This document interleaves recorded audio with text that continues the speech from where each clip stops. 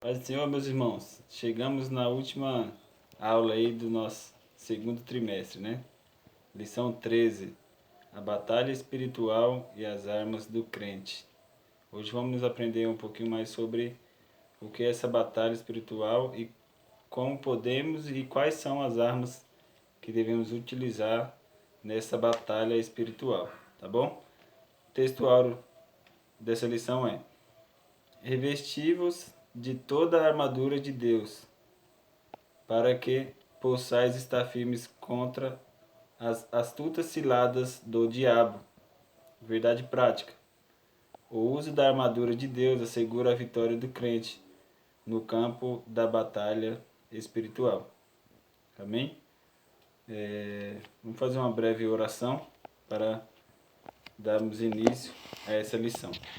Seu Pai maravilhoso, obrigado por mais uma vez, Pai, estarmos aprendendo sobre a Sua palavra, Pai. Que possamos aprender como usar essas armas, Pai.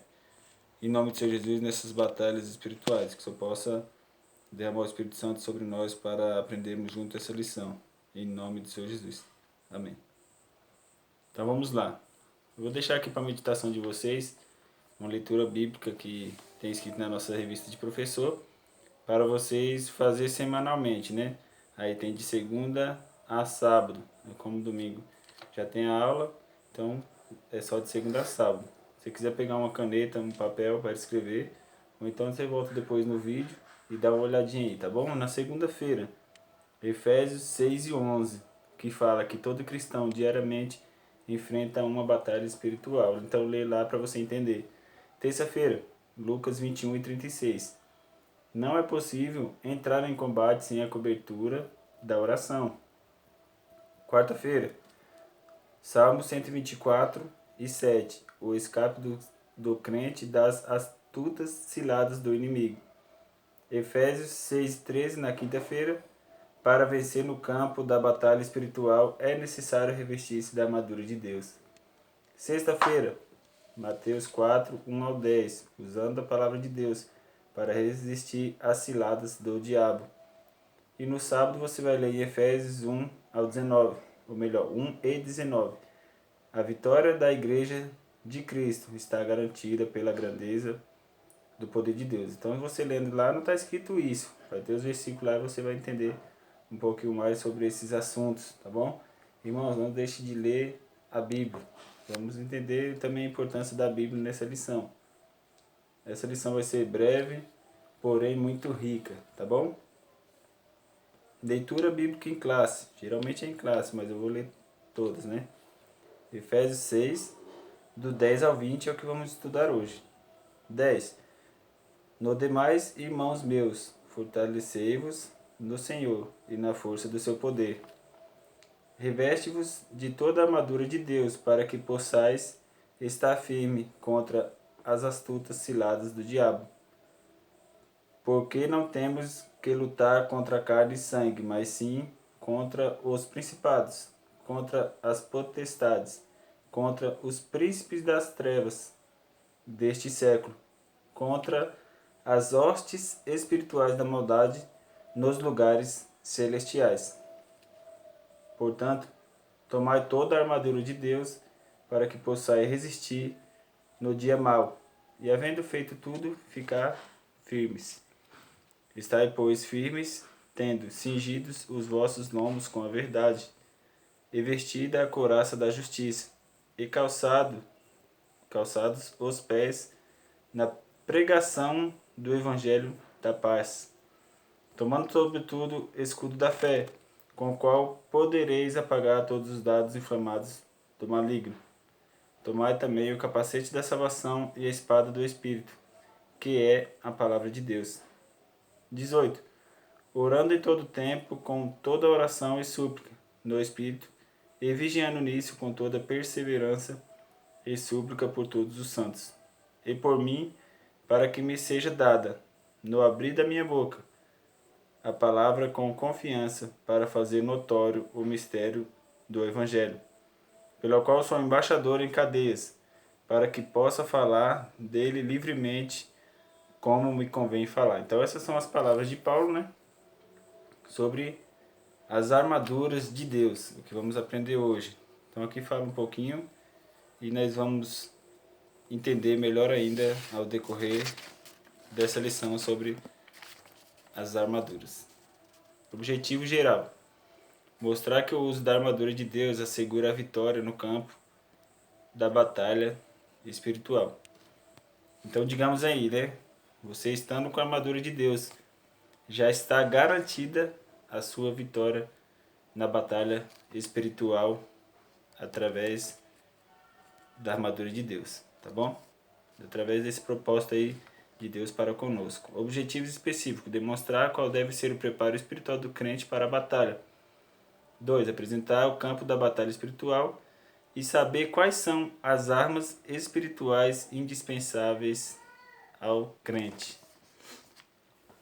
O tema geral da carta de Efésios é Cristo e sua igreja. Paulo reserva o último capítulo para tratar a respeito da guerra espiritual que todos os crentes em Jesus enfrentam. Então não é porque somos cristãos que não temos essas batalhas espirituais, mas devemos sempre estar munidos das nossas armas, tá bom? Para nós não irmos lutar sem as armas. Vemos ali na história de Davi, naqueles tempos mais antigos, até mesmo ali na época de Jesus, né? Que tinham batalhas, digamos aí, né? De homens contra homens. E jamais eles iriam sem as suas armaduras para a batalha. Lógico que Davi foi um caso à parte. Por quê? Porque ele tinha as armas dele já com Deus. Então ele não dependeu ali daquela arma pesada, armamento. E outra, ele usou o que ele tinha para com Deus. Por isso que ele não usou as armaduras de Saul. Porque as armaduras de Saul não eram dele. Então ele usou as suas armas que ele tinha, que era a comunhão com o Pai. Tá bom? Quanto ao assunto batalha espiritual, infelizmente alguns subestimam por completo os ataques do inimigo e suas ciladas. Já outros enaltecem o poder do inimigo e se esquecem de que Cristo já derrotou na cruz do Calvário e que nos deu poder contra as serpentes e escorpiões. Ali está escrito em Lucas 10 e 19. Assim como os anjos estão a serviço de Deus e do seu povo, os demônios também estão ali servindo a Satanás, seu chefe, né? Cuja missão nesse mundo é matar, roubar e destruir, que está escrito em João 10 e 10. Mas nunca podemos nos esquecer de que maior é o que está conosco, Jesus Cristo. Introdução. Ao finalizar a epístola de Efésios, o apóstolo convoca a igreja para lutar e resistir aos inevitáveis conflitos contra as forças espirituais da maldade. Nessa batalha, a fim de suportar os ataques e se manter firme na marcha contra o mal, os soldados de Cristo precisam revestir-se de toda a armadura de Deus. É o que veremos na presente lição. Primeiro tópico: o preparo espiritual do crente para a batalha. Então, antes de nós aprendermos quais são essa armadura, do que ela é componente, vamos aprender que devemos ter um preparo. O soldado, para ir para a guerra, ele tem um preparo antes para ir para a guerra, para que ele não venha a padecer muito facilmente ou rapidamente. Ele tem um preparo. Então vamos aprender sobre esse preparo. Primeiro, subtópico: fortalecidos no poder do Senhor. A expressão na forma passiva, fortalecei-vos no Senhor, ali no 6 e 10 parte A, indica que não temos poder em nós mesmos. Esse excesso de poder nos é conferido pela comunhão com Deus em Cristo por meio do Espírito Santo. Que era o que eu estava falando ali sobre a comunhão de que Davi tinha com Deus. Que ele não foi com armaduras, mas ele foi com a armadura de Deus para a luta. Por isso, precisamos estar fortalecidos por meio da renovação da mente. 4:23. Da vida e santidade. 4:24. E ser cheio do Espírito. 5:18. A vitória não pode ser alcançada por outro meio. Conhecer as Escrituras sem a devida obediência e frequentar os cultos sem a genuína conversão não são suficientes. Não obstante, o poder de Deus está disponível aos fiéis para pisar serpentes, escorpião e toda a força do inimigo. Portanto, essa força aí, ela não vem de nós próprios, né? Não adianta a gente estar ali no culto dia de domingo, isso quando vai no domingo, né? Mas devemos saber que essa força ela vem de Deus, através de Deus, através da armadura que Deus deixou para nós. E também aqui falar que devemos estar preparados para a guerra espiritual, para a batalha espiritual, tá bom?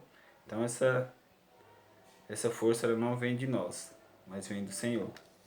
Segundo subtópico, vigilantes em toda a oração e súplica. Paulo enfatiza a necessidade de uma vida cristã permeada pela prática da oração. Não é possível entrar em combate sem a cobertura de tão preciosa arma espiritual. A expressão orando em todo tempo, com toda a oração e súplica no Espírito, significa clamar pelo favor divino em qualquer circunstância e oportunidades. Esse clamor deve estar acompanhado de vigilância, pois essa preserva o crente das astutas ciladas do inimigo. Vigiemos em oração e súplica. Então aqui falamos um pouco sobre a oração, que é o combustível do crente. Um automóvel, ele não se comove se não tiver o combustível, né? Um avião, ele não se comove se não tiver o combustível. O cristão, ele não consegue vencer uma batalha espiritual se ele não orar, se ele não estiver abastecido na oração, no seu combustível. Então, devemos estar munidos aí da oração, juntamente com as armaduras, tá bom? Vamos aprender também que ela faz parte da armadura um pouquinho mais para frente. Segundo tópico, conhecendo o campo da batalha espiritual. Então vemos ali que nós devemos ter um preparo para ir para a guerra espiritual e também devemos conhecer o campo de batalha onde nós iremos pisar, tá bom? Primeiro subtópico, as astutas ciladas do diabo. A expressão cilada do diabo 6 e 11 indica as armadilhas articuladas perversamente pelo reino das trevas. O líder desse reino é identificado como Diabolos, que significa caluniador e acusador. Tomado de fúria e por meio do espírito do erro, ele prepara laços com o propósito de destruir a igreja de Cristo. Algumas das suas astúcias são: primeiro, confundir a mentira com a verdade. Segundo, deturpar as escrituras. Terceiro, dissimular e induzir a dissimulação. Quarto, fazer falsos sinais, ou seja, fazer acusações, né? 6. Semear a incredulidade. Tá bom? 7. Promover ideologias anticristãs.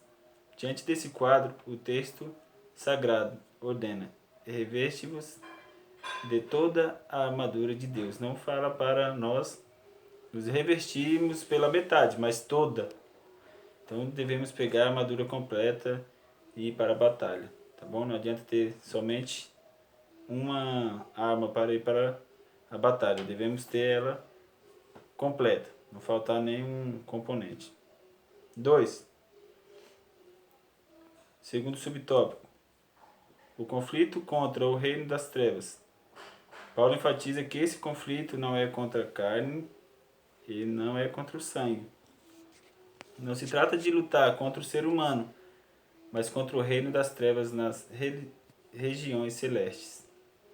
Essas declarações indicam que a batalha não é física, mas travada no mundo espiritual. O conflito é contra as hostes que, debaixo da autoridade do diabo, mantêm os homens na escuridão. Nessa metáfora fica claro que o cenário do campo de batalha do soldado é espiritual. Ao mesmo que se revela a natureza pessoal do conflito, pois essa luta se dá tanto na área individual quanto na área coletiva da igreja. As agências da potestade do ar. Paulo identifica as forças do mal que marcham contra a igreja como principados, potestades, príncipe das trevas desse século e hostes espirituais da maldade. Esses seres são caracterizados por três aspectos. Eles são poderosos.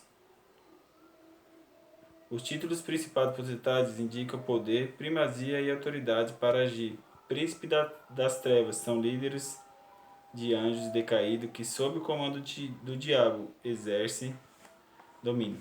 Então vemos aí que Deus tem o exército dele, né? E aqui fala sobre o exército maligno. Então travamos ali sempre uma batalha espiritual. Às vezes nós não vemos, com certeza a gente não vemos as batalhas espirituais, mas sempre está ali um anjo lutando pela sua vida, tá bom? Então dê valor para a sua vida, dê valor para os seus irmãos na igreja, porque sempre o diabo ele está tentando destruir as famílias, está tentando destruir as igrejas.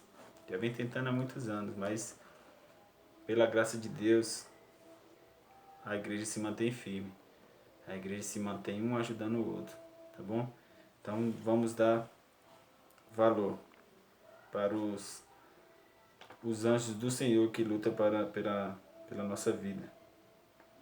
B. Eles são malignos. Esses agentes formam as hostes espirituais da maldade. Refere-se a demônios que empregam seu poder destrutivamente para o mal. C. Eles são astutos, são cheios de sutilezas e maquinam a queda da igreja, como eu acabei de falar. Apesar desse imenso império do mal, a igreja é exortada a não temer. Somos incentivados a lutar e, sobretudo, a vencer, pois o Senhor da igreja está elevado ao nível acima de todo principado, poder e potestade e domínio. Então Deus, como foi falado nas aulas passadas, Deus não é pego de surpresa. Quando Adão caiu, não foi pego de surpresa. Deus ele não é pego de surpresa. Só que nós, seres humanos, nós somos pegos de surpresa. Por quê? A Bíblia fala para que nós vigiemos e muitas vezes a gente deixa de vigiar. Então devemos estar sempre revestidos das armaduras que Deus deixou para nós, as armaduras de Deus. Tá bom? Então agora, finalmente, iremos estudar sobre as armaduras espirituais. Tá bom? Terceiro tópico e último.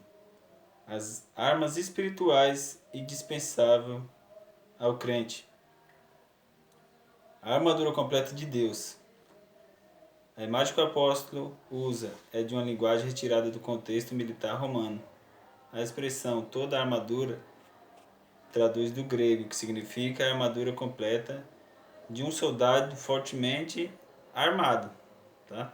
Então ele tem que estar já com a armadura. Não adianta a armadura fora dele, mas ele deve estar já armado, trajado. Tá bom? Na carta, a orientação não é para usar armas próprias, mas tomar o equipamento dado por Deus, resistir bravamente e marchar contra a potestade do ar. Essas são as que não são visíveis. Através da história de Davi vemos aí nítido, né? Que ele não quis as armas. Deixa eu trazer para vocês como é que é. Ó. Tanto na época de Davi quanto na época de Jesus, essas eram as armas que eram usadas. Vamos entender um pouquinho.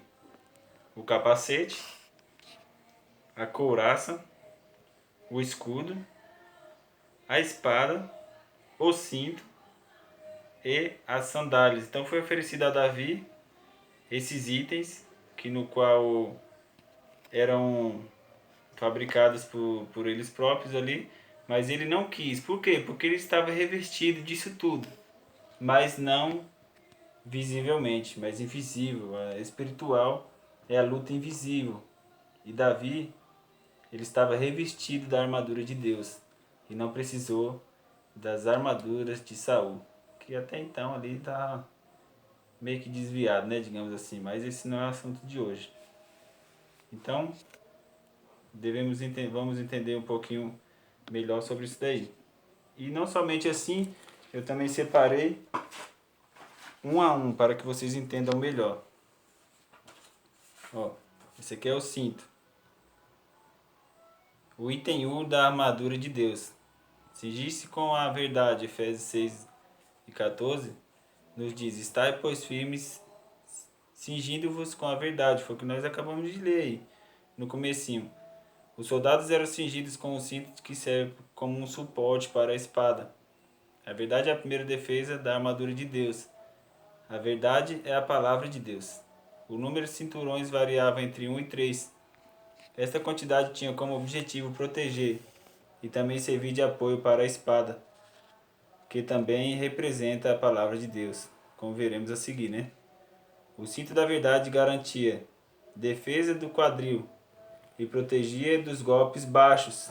O maior golpe baixo do inimigo é a mentira. A verdade e a mentira são opostas. Deus é a verdade e o inimigo é a mentira. Nós lemos aí no comecinho que tinha essa verdade contra a mentira aí, que são opostos, tá bom? O significado da palavra cingir é cobrir-se. No entanto, existe um significado ainda mais profundo. Incluir nosso interior, cingir-nos, significa mais que cobrir com a verdade, deixando de dizer mentiras. Cingir significa viver a verdade. A palavra como cinto, bem presa ao corpo do soldado, representa que devemos ter um relacionamento íntimo com as escrituras da Bíblia. Tá bom? Então, aqui está o cinto. Ele tanto serve para proteger, mas também para guardar a palavra de Deus. A couraça. A couraça fica aí mais ou menos na altura do peito, né? Usar para proteger aí o tórax, que é o item 2 da armadura de Deus.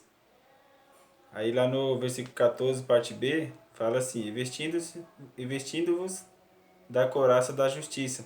A couraça era feita de metal ou couro, era colocada sobre o peito, o abdômen, para proteger o coração e os outros órgãos vitais do soldado.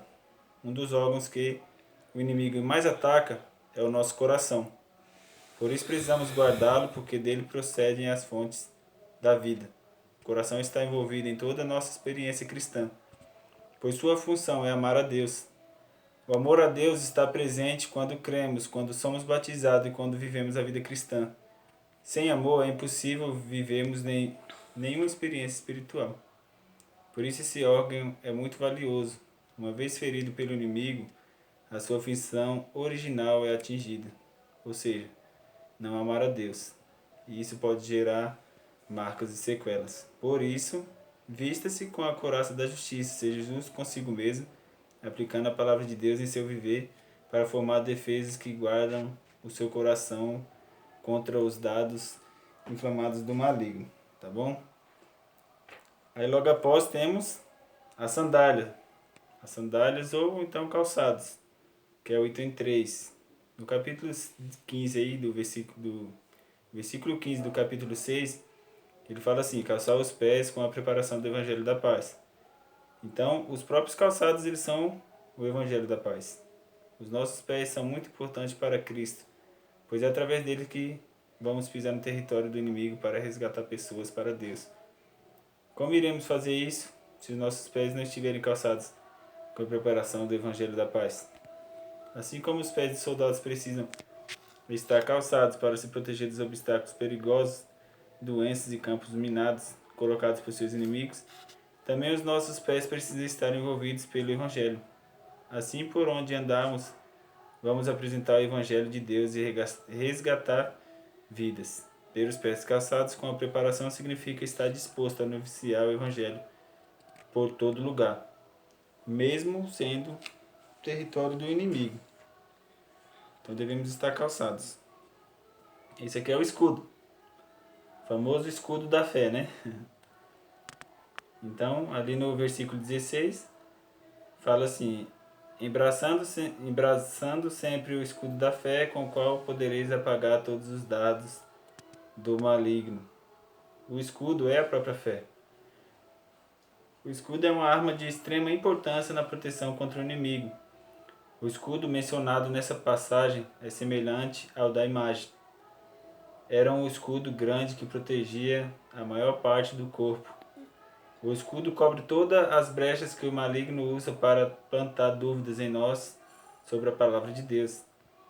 A dúvida, uma vez plantada em nossos corações, faz com que o inimigo encontre vários meios de nos fazer desanimar e acabe nos derrotando. Mas se sustentarmos o escudo da fé com nossos braços por meio da oração, então fecharemos todas as brechas e dissiparemos as estratégias de Satanás.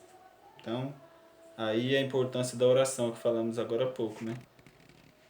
Item 5. O capacete. O capacete da salvação. No versículo 17, fala assim: tomai também o capacete da salvação.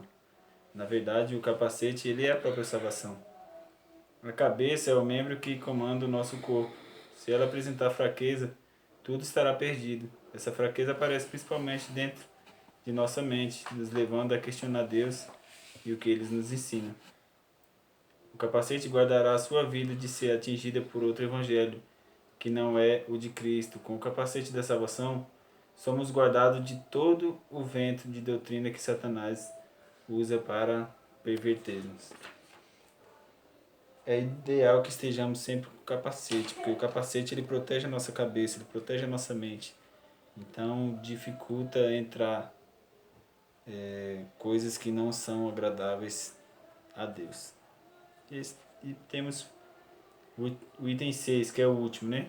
Que é a espada. Ali no versículo 17, e a espada do Espírito, que é a palavra de Deus. Então já está falando que é a palavra de Deus, para a gente entender melhor. Como o próprio versículo diz, precisamos tomar a palavra de Deus, que é a nossa espada. A espada é a arma de ataque contra o inimigo de Deus. A arma maior não há. Através dela vencemos todas as tentações que o maligno coloca diante de nós. A palavra de Deus é o que nos alimenta, nos fortalece e nos encoraja a prosseguir. Alimente-se dela, né? Tem que ser todo dia. Conclusão. O funcionamento correto da armadura de Deus. Para que as 6 partes da armadura de Deus funcionem adequadamente, precisamos orar em todo tempo no Espírito, vigiar com toda perseverança e fazer súplicas por todos os santos. Efésios 6:18 está escrito isso. A oração é a chave para que você abra o armário em que está guardada a armadura de Deus. Quando você orar, esse armário será aberto e a armadura de Deus que Deus preparou poderá ser usada. Ore sem cessar. Mantenha comunhão com Deus. Ele te revelará cada golpe e cada ação que você deverá dar contra o inimigo e assim vencer. Use a armadura todos os dias. Além do mais, a batalha espiritual é todos os dias. Então, todos os dias devemos estar revestidos da armadura que Deus fez exclusivamente para mim, para você, para nós. Conclusão. A vitória da Igreja de Cristo contra as forças do mal é garantida pela sobreexcelente grandeza do poder de Deus. O ardis de Satanás não pode ser subestimado. Porém, o reino das trevas não deve amedrontar o cristão. A Escritura convoca o salvo a combater e a vencer a potestade do ar, revestido com a armadura de Deus. Além do mais, a guerra contra o diabo já foi vencida pelo Jesus Cristo, ali na cruz do Calvário. Mas, mantenha-se salvo, todos os dias. Vista-se da sua armadura, que Deus deixou para você, em nome do Senhor Jesus. Tá bom? Então, concluímos mais um trimestre aí e vamos continuar estudando e aprendendo sobre a palavra do Senhor, em nome do Senhor Jesus. Que Deus abençoe a sua vida, que Deus abençoe o seu lar, que Deus abençoe a sua família, em nome do Senhor Jesus. Amém? Então nos encontraremos na próxima aula. Fiquem todos com Deus.